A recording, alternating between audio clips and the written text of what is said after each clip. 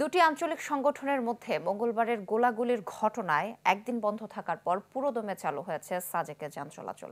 এ বিষয়ে আরো জানাতে খাগড়াছড়ি থেকে যোগ দিচ্ছেন নুরুসাফা মানিক। মানিক,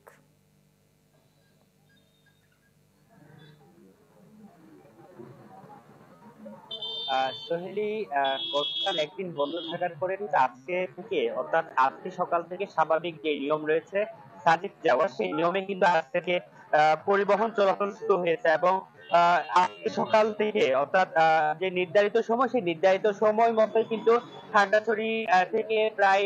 40টির মতো যে এখানকার যে স্থানীয় চাঁদের গাড়ি এবং অন্যান্য পিক আপ পরিবহন রয়েছে সেগুলো গিয়েছে এবং এর পাশাপাশি ব্যক্তিগত গাড়ি এবং মোটর বাইকে করে অনেকে কিন্তু সাজেকের উদ্দেশ্যে কিন্তু তারা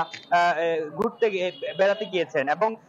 আমরা এর পাশাপাশি খাগড়াছড়ির অন্যান্য যেসব পর্যটন কেন্দ্রগুলো রয়েছে, বিশেষ করে আলোটিলা, রিসাং ঝর্ণা কিংবা মায়াবিনী লেক, তারপর হচ্ছে জেলা পরিষদ পার্ক এবং অন্যান্য পার্কগুলো,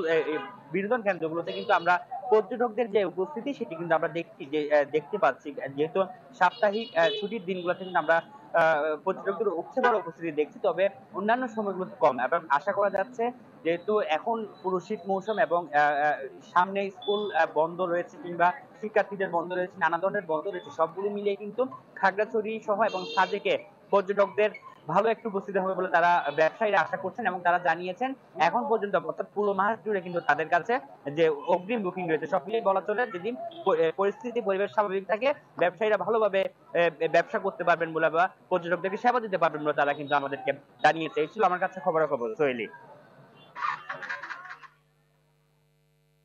মানিক, ধন্যবাদ আপনাকে। দর্শক, দুটি আঞ্চলিক সংগঠনের মধ্যে মঙ্গলবারের গোলাগুলির ঘটনায়